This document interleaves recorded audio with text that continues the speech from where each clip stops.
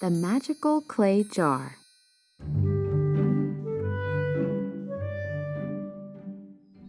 Once upon a time, in a great big village in Korea, lived a poor farmer named Mo, who worked for a rich landowner named Mr. Pung. Mo dreamed of one day owning a small plot of land to call his own. After working furiously for 7 years, Mo finally saved up enough money to buy a small plot of land from Mr. Pung. Mo went to work right away. He began plowing the land to start a small farm. On the 3rd day of plowing, Mo hit something hard in the soil that felt like a rock. Mo paused, taking a moment to study the object. Being a curious man, Mo began digging around the object to see what it was. After an hour of careful digging, he removed a huge brown clay jar from the ground. The jar was so big that he couldn't move it by himself. Mo dashed to his house to get his wife. Upon seeing the jar, Mo's wife was filled with excitement. "This will be great for storing rice." No, kimchi. No, our money. Ha ha ha.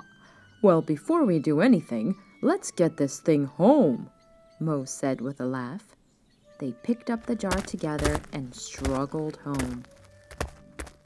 Once the jar was in their living room, Mo's wife took out her money satchel and lightly poured their life savings, 6 ones and 5 coins, into the giant clay jar. Mo's wife squinted, and then her eyes slowly widened.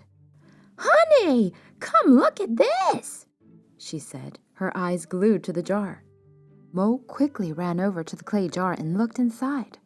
His eyes grew as big as red, ripe tomatoes. The money had doubled in amount. Now there were 12 ones and 10 coins in the jar. The couple stared at each other for a long time. Then they shouted at the same time, "We're rich!" The couple fell to the ground laughing. Very soon, Mo became the richest man in town. But word spread quickly about the magical clay jar, and the moment Mr. Pung heard about it, he ran over to Mo's house. When he arrived in front of Mo's house, Mr. Pung shouted for everyone to hear. "Mo is a thief! He stole that magical jar from me! That jar isn't his, it's mine!" One of Mo's servants came to the door. "Sir, is there something you need?" Mr. Pung shouted. "I want my clay jar back!" So Mo hurried to the door and stated, "The clay jar is rightfully mine. I found it on my land." Mr. Pung shouted even louder. "I sold you that land, but not the clay jar!" The 2 men went back and forth and argued until the whole town gathered to the scene. Finally, the 2 were summoned to the town judge. "So, what are you 2 arguing about?" the judge asked as he stroked his long beard. 2 young guards placed the big clay jar on the ground in front of the judge. Mo and Mr. Pung once again began explaining their side of the story at the same time, making a ruckus. That clay jar is mine. I only sold you that land, not the jar. You never took the jar from the land. It's mine. The jar is I'm rightfully the rightful mine. owner. I never sold you that jar in the first place. I found the clay I jar, only so sold it is you the my land. jar. "Quiet!" the judge shouted. "Guards, move this clay jar into my living room." Everyone froze and looked at the judge with curious eyes, wondering what the judge was doing. The judge looked down at the 2 arguing men and declared, "That clay jar is not yours or yours. That clay jar is mine. Case dismissed." All the townspeople that had come to watch the judgment slowly walked away, shaking their heads. Mo and Mr. Pung looked at each other with confused and disappointed faces, and each slowly returned to their homes. A few minutes after everyone was gone, someone screamed from the judge's living room. Ah! Help! Help!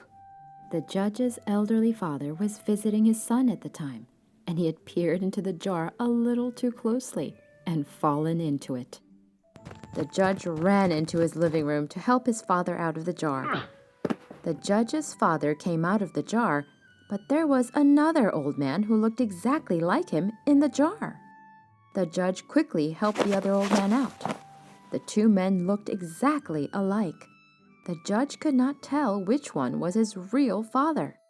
Then the judge looked on in horror as the two old men fought, each arguing that they were the real father of the judge.